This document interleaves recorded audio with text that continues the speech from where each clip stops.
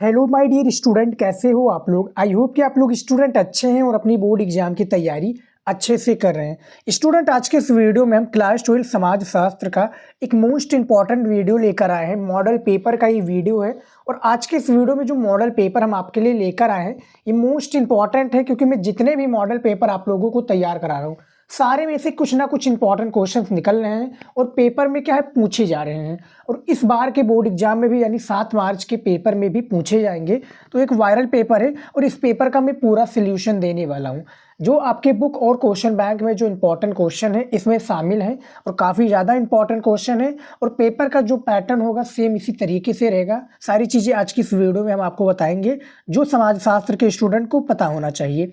यहाँ पर देख सकते हैं स्टूडेंट, जो यहाँ पर पेपर कोड दिया हुआ है, बोर्ड एग्जाम में कुछ अलग पेपर कोड दिया होगा लेकिन सेम ऐसे ही दिया होगा। उसके बाद में समाज शास्त्र रहेगा आपका, 2024 बोर्ड है तो 7 मार्च को आपका पेपर है, सेम ऐसे ही पूछा जाएगा। पूर्णांक आपका 100 नंबर का रहेगा, समय वही रहेगा 3 घंटा 15 मिनट। जो नोट में दिया हुआ प्रारंभ में 15 मिनट पेपर को पढ़ने के लिए है। निर्देश में यही दिया हुआ कि सभी प्रश्न अनिवार्य है और जितने भी जो प्रश्न पूछे जाते हैं उसके अंक उसके सामने दिए हुए हैं। यहाँ पर देखिए 10 बहुविकल्पीय प्रश्न होते हैं और ये काफ़ी ज़्यादा इंपॉर्टेंट है। हमने जितने भी आपके बहुविकल्पीय प्रश्न तैयार कराए हैं उसको सबको तैयार कर लीजिएगा क्योंकि पेपर में पूछा जाएगा। सबसे पहला जो प्रश्न पूछा गया है बहुविकल्पीय का, देखिए सेम ऐसे ही तरीके से रहेगा। यहाँ पर देखिए, संयुक्त परिवार पर औद्योगिकीकरण एवं नगरीकरण के प्रभाव का अध्ययन किसने किया है। जब आप पेपर देने जाइएगा तो उससे पहले ये पेपर को सॉल्व जरूर कर लीजिएगा, सॉल्व करने की कोशिश जरूर कीजिएगा। आपको मान लीजिए पूरा क्वेश्चन का आंसर नहीं मालूम है फिर भी आप क्या सॉल्व कीजिएगा। मान लीजिए 10 में से आपको 2 ही पता है तब भी आप सॉल्व कीजिएगा और उससे आपकी तैयारी पता चल जाएगी और भी ज़्यादा आप क्या अच्छे से तैयारी कर पाएंगे। ये मॉडल पेपर क्या है ऐसे ही पूछा जाएगा और इसमें जो बताए गए क्वेश्चन है तैयार कर लीजिएगा, पेपर में पूछे जा सकते हैं। तो यहाँ पर देखिए जो सबसे पहला क्वेश्चन है इसका जो राइट आंसर हो जाएगा वो आपका हो जाएगा के.एम. कपाड़िया हो जाएगा। यानी जो कथन कहा है या जो प्रभाव का जो अध्ययन है ये के.एम. कपाड़िया जी का है। तो पहले का आपका ए राइट आंसर हो जाएगा। दूसरा क्वेश्चन देखिए, यहाँ पर दूसरा क्वेश्चन है पश्चिमीकरण की अवधारणा किसने दी है। जो पश्चिमीकरण की अवधारणा है बेसिकली ये किसने दी है ये आपको बताना है। यहाँ पर देखिए 4 ऑप्शन है और इनमें से जो राइट आंसर हो जाएगा M.N. श्रीनिवास हो जाएंगे। यहाँ पर देखिए डी वाला बिल्कुल करेक्ट आंसर हो जाएगा, जो दूसरे का राइट आंसर है। हमने आप लोगों को काफ़ी बार बताया है। देखिए सबसे ज़्यादा मैं बात करूँ स्टूडेंट तो सबसे ज़्यादा जो मैंने तैयारी कराई है वो सोशियोलॉजी की तैयारी कराई है। मैं 7 सब्जेक्ट्स को कंप्लीट करके नहीं पढ़ाता हूँ और 7 सब्जेक्ट में सबसे ज़्यादा मैंने जो वीडियोज़ बनाए हैं वो सोशियोलॉजी पर है। सारे इंपॉर्टेंट वीडियो है, जो भी आपको चाहिए वीडियो मिल जाएगा चैनल पर। उसके बाद में देखिए 3 नंबर क्वेश्चन, यहाँ पर देखिए 3 नंबर क्वेश्चन है भारत में त्रिस्तरीय पंचायती राज प्रणाली का प्रावधान किस वर्ष लागू हुआ था। तो ये जो प्रावधान लागू हुआ था 1992 से 93 में लागू हुआ था। तो तीसरे का ए ऑप्शन बिल्कुल सही है। 4 नंबर क्वेश्चन देखिए, निम्नांकित में से क्या ग्रामीण समाज की विशेषता नहीं है। यानी ग्रामीण समाज की जो विशेषता नहीं है वो गतिशीलता नहीं है। यानी 4 का आपका सी ऑप्शन बिल्कुल सही हो जाएगा। आराम से देख लीजिए और ऐसे ही आपको कॉपी में भी लिखना है। 5 नंबर क्वेश्चन देखिए 5 नंबर क्वेश्चन है भारत में निर्धनता का प्रमुख कारक क्या है। आप लोग भी ये पेपर को सॉल्व कीजिए, काफ़ी आपको हेल्प मिलेगा। यानी सॉल्व करेंगे तो आपको अंदाजा रहेगा कि कैसे प्रश्न आते हैं और किस तरह से रहेगा। तो भारत में निर्धनता का प्रमुख जो कारक है स्टूडेंट वो आपका हो जाएगा, यहाँ पर देखिए रोजगार परक शिक्षा का अभाव। तो 5वें का डी ऑप्शन बिल्कुल सही है। 6 नंबर देखिए, भारत में वित्तीय राजधानी किस नगर की कहा जाता है। यानी किस नगर को कहा जाता है तो मुंबई को कहा जाता है। सभी को पता होगा भैया वित्तीय राजधानी मुकेश अंबानी, फिर अडानी, उसके बाद में क्या है रतन टाटा सर, यानी सारी चीज़ें जो मतलब एक प्रकार से वित्तीय पैसे वाला। तो 6 का भी ऑप्शन बिल्कुल सही है। उसके बाद में देखिए अगला 7 नंबर देखिए, लोकप्रिय चैनल विविध भारती को आकाशवाणी में कब शामिल किया गया इसके बारे में बताना है। तो 7 का सी हो जाएगा। 1957 में इसको क्या है शामिल किया गया था। 8 नंबर क्वेश्चन देखिए, यहाँ पर निम्नांकित में कौन सा वर्ग है। समाजशास्त्र में है तो कौन सा वर्ग है ये आपको बताना है। इनमें से जो राइट आंसर हो जाएगा वो आपका हो जाएगा पूंजीपति। ये एक क्या है वर्ग है। तो 8वें का आपका ए ऑप्शन बिल्कुल सही है। 9 नंबर देखिए, यहाँ पर द वेल्थ ऑफ नेशंस पुस्तक किसने लिखी है। देखिए स्टूडेंट आपके जो मॉडल पेपर में एक ना दो क्वेश्चन, यानी एक या दो क्वेश्चन तो आपके पुस्तक से रिलेटेड पूछे जाएंगे कि इस पुस्तक के लेखक कौन है। तो इसको भी आप लोग क्या है पढ़ लीजिएगा। हमने एक वीडियो और अलग से बनाया है जिसमें हमने जितने भी महत्वपूर्ण पुस्तक और लेखक का नाम समाजशास्त्र में पूछे जाते हैं हमने सारे को बता दिया है। उसको भी वीडियो जरूर देख लीजिएगा, यूट्यूब पर सर्च कीजिएगा मिल जाएगा। तो इनमें से एडम स्मिथ हो जाएंगे जो कि ये पुस्तक लिखी है। एडम स्मिथ अर्थशास्त्र के जनक भी हैं। उसके बाद में देखिए 10 नंबर क्वेश्चन यहाँ पर, अस्पृश्यता निवारण अधिनियम संविधान के किस अनुच्छेद से संबंधित है। जो अस्पृश्यता निवारण अधिनियम है ये संविधान के किस अनुच्छेद से संबंधित है, तो ये अनुच्छेद आपका 17 हो जाएगा, यानी 10 नंबर का ए ऑप्शन बिल्कुल सही हो जाएगा। उसके बाद में देखिए स्टूडेंट यहाँ पर आ गया है अति लघु उत्तरीय प्रश्न। अति लघु उत्तरीय प्रश्न आपके क्या है 10 अति लघु उत्तरीय 10 बहुविकल्पीय प्रश्न पूछे जाते हैं। 3 नंबर का एक अति लघु उत्तरीय होता है समाजशास्त्र में। यहाँ पर देखिए 11 नंबर क्वेश्चन क्या है, और इसका भी मैं आपको आंसर दूंगा और ऐसे ही आपको आंसर लिखना है स्टूडेंट। 11 नंबर क्वेश्चन है सामाजिक स्थिरीकरण की कुछ विशेषताएं बताइए। तो देखिए सामाजिक स्थिरीकरण की कुछ विशेषताएं निम्न प्रकार हैं। जैसे सबसे पहला है सामाजिक स्थिरीकरण व्यक्तियों के बीच की क्या विभिन्नता का प्रकाय ही नहीं बल्कि समाज की एक क्या विशिष्टता है। दूसरा इसमें है सामाजिक स्थिरीकरण पीढ़ी दर पीढ़ी क्या है बना रहता है। जो सामाजिक स्थिरीकरण है स्टूडेंट ये क्या है पीढ़ी दर पीढ़ी ये बना रहता है। और तीसरा है सामाजिक स्थिरीकरण को विश्वास या क्या विचारधारा द्वारा भी समर्थन मिलता है। तो ये 11 नंबर क्वेश्चन का आंसर है। यहाँ पर देख सकते हैं कुछ विशेषताएं पूछी गए था और इस तरह से भी पूछा जा सकता है कि इसकी कुछ 2 विशेषताएं बताइए या 3 विशेषताएं बताइए, तो आप लिख लीजिएगा इस तरह से। उसके बाद में देखिए 12 नंबर क्वेश्चन क्षेत्रवाद की किन्हीं 2 समस्याओं का उल्लेख कीजिए। यहाँ पर देख सकते हैं 3 नंबर का क्वेश्चन है। आंसर देखिए क्षेत्रवाद की 2 समस्याएं निम्न प्रकार से हैं, यानी कुछ पॉइंट के थ्रू बताया गया है। यहाँ पर देखिए सबसे पहला है बार बार नए राज्यों के गठन से देश की एकरूपता एवं अखंडता पर क्या नकारात्मक प्रभाव पड़ता है।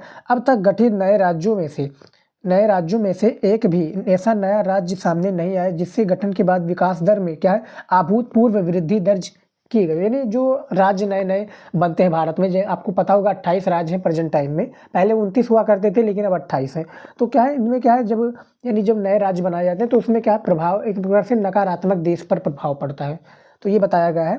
दूसरा इसमें क्षेत्रवाद के परिणाम स्वरूप अनेक क्षेत्रीय दलों का उदय हुआ है जिसके कारण प्रत्येक क्षेत्र के हित समूह अर्थात नेता उद्योगपति तथा राजनीतिक अपने अपने क्षेत्रीय विकास को ही क्या प्राथमिकता देते नजर आते हैं। ये क्षेत्रवाद के किन्हीं 2 समस्याएं हैं। क्वेश्चन बैंक में इसका आंसर स्टूडेंट बहुत बड़े दिए हुए हैं लेकिन हमें इतना तो देना नहीं आंसर, बस आप इतना ही दे दीजिएगा। और देखिए इनमें से जो बताए गए प्रश्न है 1-2 क्वेश्चन और काफ़ी क्वेश्चंस आपके पेपर में देखने को मिल जाएंगे। मैं जितने भी मॉडल पेपर तैयार कराता हूँ एक भी मॉडल पेपर आपका जाया नहीं जाएगा, कुछ ना कुछ आपके इंपॉर्टेंट क्वेश्चन आएंगे। इससे आपको आइडिया भी लग जाएगा कैसे क्वेश्चन आते हैं। 13 नंबर क्वेश्चन देखिए यहाँ पर, देखिए ब्रितानी उपनिवेशवाद किस व्यवस्था पर आधारित था। तो जो उपनिवेशवाद है ये देखिए उपनिवेशवाद पूंजीवादी व्यवस्था पर आधारित था। इसने प्रत्यक्ष रूप से आर्थिक व्यवसाय में बड़े पैमाने पर क्या है हस्तक्षेप किए जिनसे ब्रितानी पूंजीवाद का विस्तार हुआ और उसे क्या है मजबूती मिली। उदाहरण के रूप में समझिए भूमि संबंधी नियमों में परिवर्तन, फिर परिणाम स्वरूप जंगल से क्या है यहाँ पर देखिए क्या है यहाँ पर भूमि से जो है ब्रितानी पूंजीवाद का विस्तार हुआ और उसे मजबूती मिली। उदाहरण के रूप में समझिए कि भूमि संबंधी नियमों में परिवर्तन और परिणाम स्वरूप जंगल से भेड़ बकरियों गाय भैंसों आदि पशुओं के लिए क्या चारा इकट्ठा करना दुर्लभ हो गया था ब्रितानी उपनिवेशवाद की व्यवस्था में। तो ये 13 नंबर क्वेश्चन है, आंसर देख सकते हैं आप लोग, क्या है आराम से आंसर को देख सकते हैं। और समाजशास्त्र एक ऐसा सब्जेक्ट है स्टूडेंट जिसमें क्या है आप क्वेश्चन के आंसर को बड़े ही प्यार से बनाकर लिख सकते हैं। वहाँ पर एग्जामिनर ये नहीं पूछने जाएगा कि आपने बनाकर कैसे लिखा है, बस वो क्या है आप बनाकर लिख दीजिए, समाज इसके ऊपर ही है। और बहुत ही ईजी सब्जेक्ट है, काफ़ी इसको स्टूडेंट कठिन समझते हैं लेकिन ऐसा है नहीं, तो ईजी सब्जेक्ट है, ज़्यादा टफ नहीं है। उसके बाद में देखिए 14 नंबर क्वेश्चन, देखिए आधुनिकीकरण की 3 विशेषताएं बताइए। आधुनिकीकरण की क्या आपको 3 विशेषताएं बतानी है, एक नंबर आपको दे दिया जाएगा एक विशेषताएं पर। देखिए आधुनिकीकरण की 3 विशेषताएं निम्नलिखित हैं, यानी कुछ इस प्रकार से बताई गई हैं। सबसे पहला है इसमें नगरीकरण में वृद्धि, इसमें जो है नगरीकरण में वृद्धि, समानता, स्वतंत्रता तथा प्रजातांत्रिक मूल्यों का विकास होता है। प्रजातांत्रिक जो मूल्य होते हैं स्टूडेंट, इसमें क्या है, विकास होता है। ये विज्ञान और प्रौद्योगिकी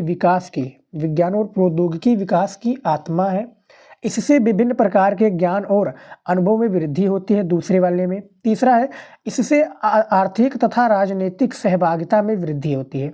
आर्थिक और जो राजनीतिक है इसमें सहभागिता में वृद्धि होती है। 15 नंबर प्रश्न है यहाँ पर, देखिए, समाज में कानून की क्या भूमिका, इसके बारे में बताइए। मोस्ट इंपॉर्टेंट क्वेश्चन है, हालांकि मैंने इसका आंसर एक वीडियोज में कवर करा चुका हूँ। देखिए उत्तर, कानून प्रणाली समाज में लोगों के अधिकारों को मान्यता प्रदान करने और कर्तव्यों के निर्धारण में महत्वपूर्ण भूमिका का निर्वहन करती है। कानून के अनुपालन का समाज के अन्य क्षेत्रों पर भी क्या है, व्यापक प्रभाव पड़ता है। जैसे धूम्रपान को नियंत्रित करने के लिए स्वास्थ्य चेतावनी सहित कई और उपायों का क्या उपयोग किया जाता है कानून के द्वारा, यानी समाज को नियंत्रित करने के लिए। जो लोग होते हैं ना भैया, धूम्रपान और इसको सारी यानी जो भी गलत चीज़ें हैं वो करते हैं। तो ये हमारा 15 नंबर क्वेश्चन का आंसर है। हालांकि इसका आंसर बहुत बड़ा दिया हुआ है क्वेश्चन बैंक में, आप देखेंगे, लेकिन छोटे में हमने इसको कन्वर्ट कर दिया है, जिससे 3 नंबर आपको ईजी मिल जाएगा। इतना आप आंसर लिख देंगे। 16 नंबर क्वेश्चन यहाँ पर देखिए, नगरीकरण की 3 विशेषताएं बतानी है आपको। तो यहाँ पर उसका विशेषताएं देखिए, नगरीकरण की 3 विशेषताएं निम्नवत हैं, यानी कुछ पॉइंट के थ्रू है। सबसे पहला है, नगरीकरण ग्रामों के नगरों में बदलने की प्रक्रिया का नाम है। इसमें लोग कृषि व्यवसाय को छोड़कर अन्य व्यवसाय करने लगते हैं नगरीकरण की, क्योंकि भैया नगर है, सिटी इलाका है। दूसरा देखिए, नगरीकरण वो प्रक्रिया है जिसमें लोग गांव छोड़कर शहरों में क्या है, निवास करने लगते हैं, जिससे शहर का विकास, प्रसार एवं वृद्धि होती है। तीसरा है, नगरीकरण जीवन जीने की एक विधि है जिसका प्रसार शहरों से गांव की ओर होता है। नगरीय जीवन जीने की विधि को नगरीयता या नगरवाद कहते हैं। तो ये नगरीकरण की 3 विशेषताएं, यानी सिटी वाला, गांव छोड़कर सिटी में जाकर सारी चीज़ें करना और उसकी विशेषताएं बताना, ये इसकी विशेषताएं हैं 16 नंबर क्वेश्चन का आंसर का। अगला देखिए 17 नंबर, यहाँ पर 17 नंबर क्वेश्चन है, औद्योगिकीकरण की 3 विशेषताएं हमें बतानी है। 3 विशेषताएं पूछी जा रही हैं और 3 नंबर भी आपको दिया जाएगा। उत्तर देखिए, औद्योगिकीकरण की 3 विशेषताएं निम्नलिखित हैं। यहाँ पर देखिए, सबसे पहला है, ये मानवीय शक्ति की अपेक्षा मशीनी शक्ति पर क्या है, बल देता है। जो मानवीय शक्ति की अपेक्षा क्या है, जो मशीनी शक्तियों पर ये सबसे ज़्यादा बल देता है। दूसरा है, इसके कारण प्रति व्यक्ति आय और राष्ट्रीय आय में क्या है, वृद्धि होती है।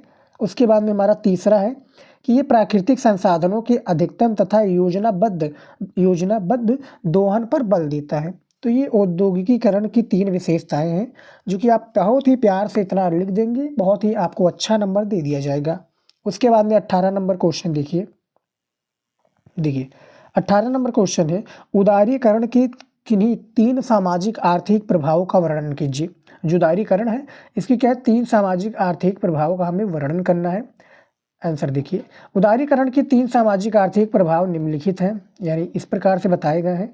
सबसे पहला है, उदारीकरण के फलस्वरूप भारतीय अर्थव्यवस्था में खुलापन आया तथा आज भारत आर्थिक संकट से क्या है, उबरकर विश्व अर्थव्यवस्था के ओर आगे बढ़ा।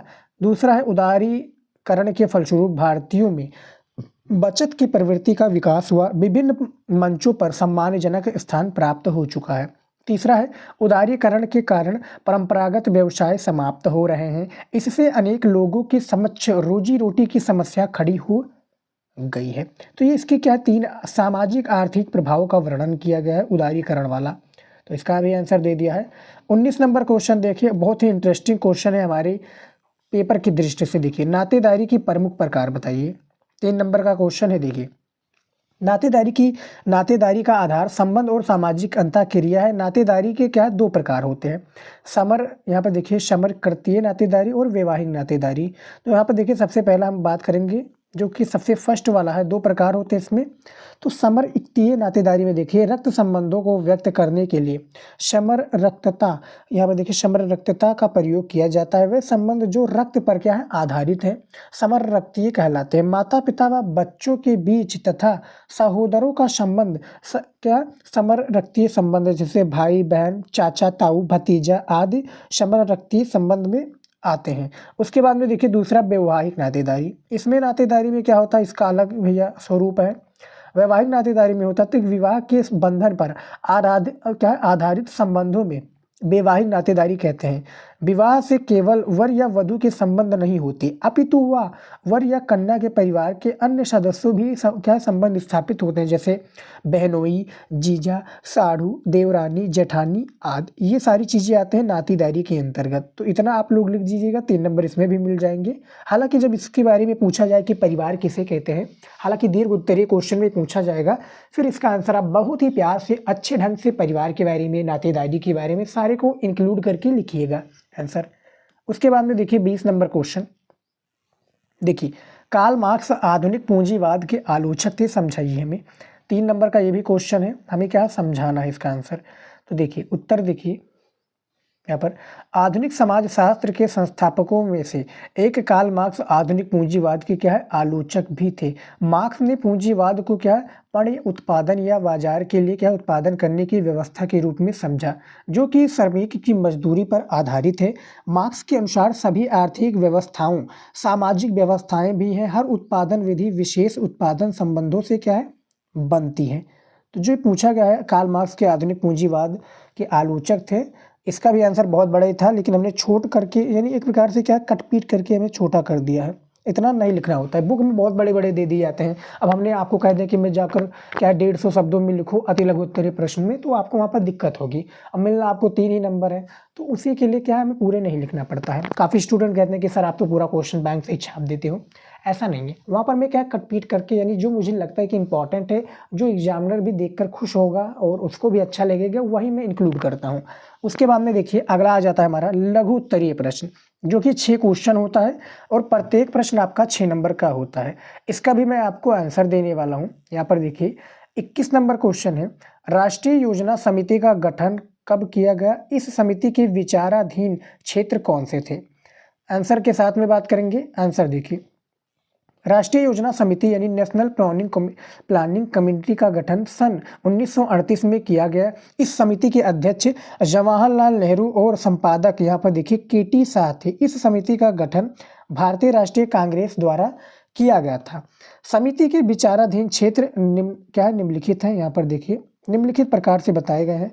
सबसे पहला है कृषि और उत्पादन के अन्य प्राथमिक साधन, दूसरा है उद्योग और यहाँ पर उन्मादन के द्वितीयक साधन या मानवीय कारक, श्रम का आबादी, तीसरा है वित्त और विनिमय, चौथा है सार्वजनिक उपयोगिता, आवागमन और संचार, पांचवा है सामाजिक सेवा, स्वास्थ्य और आवास, 6 नंबर है यहाँ पर शिक्षा सामान्य और तकनीकी, 7 नंबर है नियोजित अर्थव्यवस्था में महिलाओं की भूमिका। तो जो क्वेश्चन हमारा पूछा गया था कि राष्ट्रीय समिति का गठन कब किया गया, तो गठन किया गया था 1938 में। किसके द्वारा किया गया था, अध्यक्ष जो थे जवाहरलाल नेहरू थे, संपादक थे केटी शाह। इस गठन की भारतीय राष्ट्रीय कांग्रेस द्वारा किया गया था। और इसके जो विचाराधीन क्षेत्र थे ये 7 प्रकार के थे, हमने बता दिया है। 6 नंबर आपको मिल जाएगा, क्योंकि 50 शब्दों में इसका आंसर हमें देना होता है। उसके बाद में देखिए 22 नंबर क्वेश्चन, देखिए धर्मनिरपेक्षीकरण की प्रमुख विशेषताओं का हमें वर्णन करना है। तो प्रमुख विशेषताएं निम्नलिखित है, यानी कुछ इस प्रकार से हैं। यहाँ पर देखिए सबसे पहला क्या है, ये देखिए ये क्या है, ये इकलौकिकता, या देखिए इकलौकिकता में लोगों का विश्वास बढ़ाता है तथा उसकी अलौकिक भावनाओं में क्या है कमी करता है। दूसरा यहाँ पर देखिए, दूसरा जो है ये लोगों में क्या प्राकृतिक सत्ता के प्रति आस्था को कम करता है। तीसरा यहाँ पर है कि ये क्या तर्कवाद चिंतन, फिर स्वतंत्रता एवं नए विचारों को बल प्रदान करता है। चौथा यहाँ पर देखिए धर्मनिरपेक्षीकरण की प्रक्रिया ने धर्म के सिद्धांतों में क्या है परिवर्तन किया है। और पांचवा है इसके कारण लोग अपनी आवश्यकताओं की पूर्ति के अनुरूप क्या है विभिन्न परिस्थितियों को स्वीकारने लगे हैं। और एक और हमारा यानी 2 और है, धर्मनिरपेक्षीकरण की प्रक्रिया के कारण लोगों के मानसिकता में क्या बदलाव आया है। और 7 नंबर है धर्मनिरपेक्षीकरण की प्रक्रिया समाज को परंपरागत व रूढ़िवादी विचारधारा का क्या खंडन करती है। 8 नंबर है धर्मनिरपेक्षीकरण की प्रक्रिया के कारण समाज में अंधविश्वास में क्या कमी आई है तथा विवेकशीलता को प्रोत्साहन मिला है।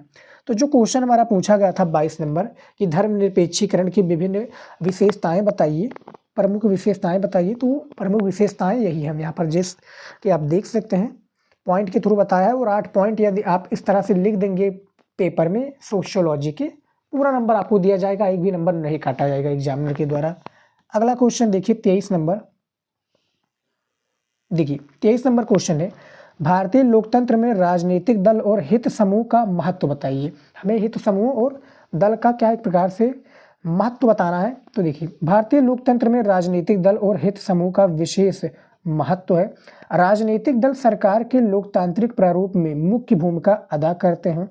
एक राजनीतिक दल को निर्वाचन क्या है प्रक्रिया द्वारा सरकार पर न्यायपूर्ण नियंत्रण स्थापित करने की और क्या है उन्मुख संगठन के रूप में परिभाषित किया जा सका है। विभिन्न हित समूह राजनीतिक दलों को प्रभावित करने के लिए क्या कार्य करेंगे। जब किसी समूह को लगता है कि यहाँ पर देखिए उसके हित की बात नहीं की जा रही है तो वो क्या है एक कदम जो वो क्या है यहाँ पर देखिए बात नहीं की जा रही है तो वो एक अलग दल बना लेते हैं या फिर ये दबाव समूह बना लेते हैं। क्या है यहाँ पर देखिए दबाव समूह। तो जो क्वेश्चन हमारा पूछा गया था भारतीय लोकतंत्र में राजनीतिक दल और हित समूह का महत्व बताइए, वो महत्व इसी तरीके से है जैसा कि हमने आपको शुरुआत में बताया था स्टूडेंट। 50 शब्दों में इसका आंसर हमें देना होता है। 24 नंबर क्वेश्चन देखिए, भूमिहीन कृषि मजदूरों के हितों की रक्षा करने के लिए सरकार में क्या उपाय किए गए, सरकार के द्वारा किए गए उपायों के बारे में हमें बताना है। तो उत्तर देखिए, भूमिहीन कृषि मजदूरों तथा प्रवसन करने वाले मजदूरों के हितों की रक्षा करने के लिए सरकार द्वारा किए गए प्रमुख उपाय क्या है, निम्नवत है। यानी प्रमुख उपाय बताए गए हैं जो कि इस प्रकार से है, मैं आपको बता रहा हूँ। यहाँ पर देखिए सबसे पहला स्टूडेंट है पट्टेदारी। यहाँ पर देखिए पट्टेदारी समाप्ति तथा नियमन अधिनियम। इस कानून के द्वारा बटाईदारी व्यवस्था को क्या प्रोत्साहित किया गया है। यहाँ पर देखिए पश्चिम बंगाल तथा केरल जहाँ की साम्यवादी सरकारें थी वहाँ पट्टेदारों को क्या है जमीन पर अधिकार दिए गए हैं। दूसरा यहाँ पर देखिए दूसरा है जमींदारी व्यवस्था का उन्मूलन। जमींदारी की स्थिति किसानों तथा राज्यों के मध्य यहाँ पर देखिए विचेलियों की थी। सरकार ने बड़ी ही प्रभावशाली तथा गहन रूप से अधिनियम को पारित कर इस व्यवस्था को क्या है खत्म कर दिया है। उसके बाद में देखिए 3 नंबर यहाँ पर विविध 3 नंबर जो कि देखिए क्या है 3 नंबर है यहाँ पर विविध रूप से बंधुआ मजदूरों की समाप्ति। यहाँ पर देखिए गुजरात में हलपति, बिहार तथा उत्तर प्रदेश में बंधुआ मजदूरी की प्रथा और कर्नाटक में क्या है यहाँ पर देखिए जीता व्यवस्था को भारत सरकार द्वारा कानूनी रूप से क्या समाप्त कर दिया गया है। पहले क्या था स्टूडेंट व्यवस्था यानी बंधुआ मजदूर, और जो गुजरात में हलपति कहा जाता है जिसके एक प्रकार से बंधुआ एक प्रकार से किसी मोहर लगा दिया जाता है कि तुम मेरे गुलाम हो, बंधुआ उसको कहते थे। उसके बाद में देखिए 4 नंबर यहाँ पर भूमि की चकबंदी। भूमि की चकबंदी में क्या होता था कि भूस्वामी किसानों को 1 या 2 भूमि का बड़ा आकार वाला भाग दिया जाना चाहिए। इसे स्वैच्छिक अथवा अनिवार्य किसी भी रूप में क्या कार्यान्वित किया जाना चाहिए।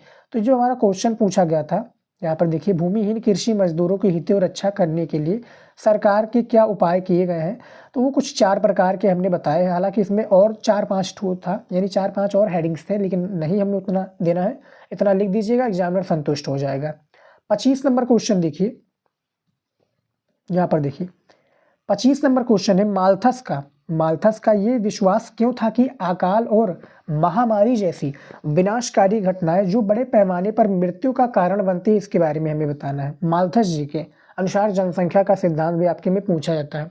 हालांकि सबसे ज़्यादा जियोग्राफी में पूछे जाते हैं, लेकिन सोशियोलॉजी में भी आपके पूछे जा सकते हैं। देखिए माल्थस ने 1798 में प्रकाशित अपने जनसंख्या विषयक निबंध an essay on the principle of population में लिखा है। इनकी पुस्तक का नाम याद रखिएगा, माल्थस के द्वारा लिखा है। जनसंख्या की शक्ति पृथ्वी द्वारा मनुष्य के भरण पोषण के लिए क्या है उत्पादन करने की उसकी शक्ति से इतनी अधिक होती है कि मानव प्रजाति को किसी न किसी रूप में असामयिक यहाँ पर देखिए असामयिक मृत्यु का सामना करना ही होगा। मनुष्यों के यहाँ पर देखिए दुर्गुण ही जनसंख्या को घटाने के सक्रिय और सक्षम कारक होते हैं। वह विनाश की विशाल सेना में अग्रणी होते हैं और अक्सर ये भयंकर कार्य स्वयं ही संपन्न कर देते हैं। लेकिन यदि वो अपने इस विनाशकारी यहाँ पर देखिए संग्राम में असफल हो जाते हैं तो इसे क्या है तो फिर बीमारियां, महामारियां, घातक रोग और प्लेग आदि भयंकर के रूप में स्थान ले लेते हैं और हजारों लाखों लोगों को क्या सफाया कर देते हैं। तो ये माल्थस के अनुसार जो अकाल और महामारी जैसी विनाशकारी घटनाएं जो बड़े पैमाने पर मृत्यु का कारण थी, वो कुछ इस प्रकार से बताया गया है। उसके बाद में देखिए अगला क्वेश्चन 26 नंबर देखिए अगला है भारतीय जनजातियों में विवाह के विभिन्न तरीकों का वर्णन कीजिए। बेसिकली देखा जाए तो विवाह 8 प्रकार के होता है। यहाँ पर देखिए मैं क्या है 5 8 प्रकार का मैं बताया हूँ। यहाँ पर देखिए उत्तर देखिए, जनजातीय समाज में विवाह के क्या विभिन्न तरीके प्रचलित हैं। जैसे सबसे पहला विवाह देखिए, सबसे पहला विवाह का नाम है परिविच्छा विवाह। परिविच्छा विवाह में कि इसमें लड़के को विवाह से पूर्व कन्या के माता पिता के घर रहकर उनकी अपनी क्या उपयुक्तता का परिचय देना है। जैसे असम की कुकिया जनजाति में, यानी जो अपना माता जैसे कि जिस घर की लड़की है उसके घर पर रहकर आपको परिचय देना है कि भैया आप उस लड़की के लायक योग्य हो या नहीं हो। तो इसको एक प्रकार से कहते हैं भैया जमाई वाला। तो जमाई लेकिन शादी के बाद होता है ना जमाई, लेकिन ये पहले वाला हो गया। उसके बाद में देखिए दूसरा यहाँ पर सेवा विवाह। सेवा विवाह में क्या होता था कि कन्या का मूल्य अदा अदा कर पाने की स्थिति में लड़का कन्या के माता पिता के घर में क्या है रहकर उनकी सेवा करता। जैसे बेगावा बिरहोर जनजाति में होता है। ये होगा सेवा विवाह। तीसरा है क्रय विवाह। देखिए क्रय विवाह में कि लड़के को विवाह से पूर्व कन्या की माता पिता को एक निश्चित धनराशि देनी होती है। जैसे ओराव और नागा और गारो संथाल जनजाति में होता है। चौथा यहाँ पर देखिए परीक्षा विवाह। इच्छुक लड़कियों को अपनी शारीरिक शक्ति की परीक्षा देनी होती है। जैसे भील जनजाति में भैया शारीरिक शक्ति की भी परीक्षा देनी होती है। पांचवा है विनिमय विवाह। लड़के को अपने विवाह के साथ ही कन्या के भाई से अपनी बहन का विवाह करना होता है। इस तरह की विवाह का प्रचलन अधिकांश जनजातियों में होता है, अभी भी चल रहा है। उसके बाद में देखिए 6 नंबर हरण विवाह। हरण विवाह का नाम ही सुनते हैं भैया, हरण करने वाला।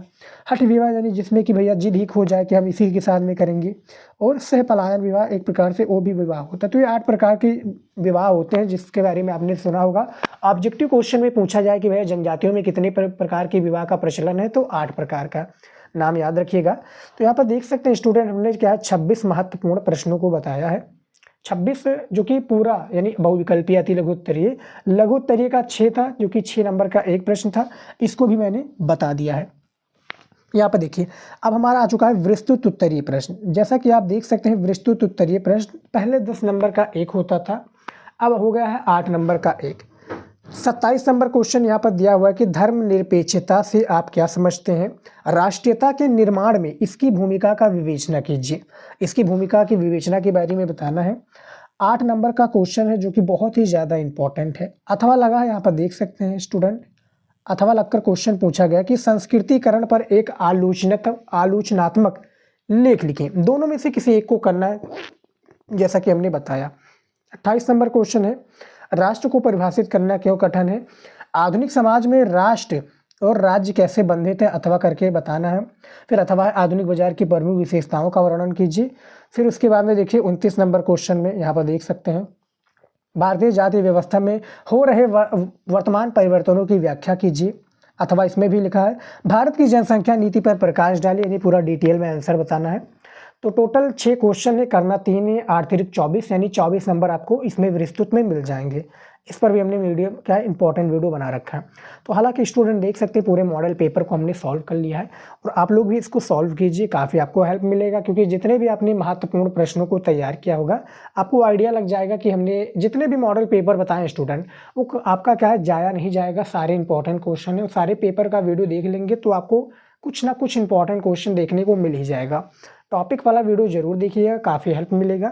तो फिलहाल स्टूडेंट इस वीडियो में इतना ही, मिलता है नेक्स्ट वीडियो में। जय हिंद।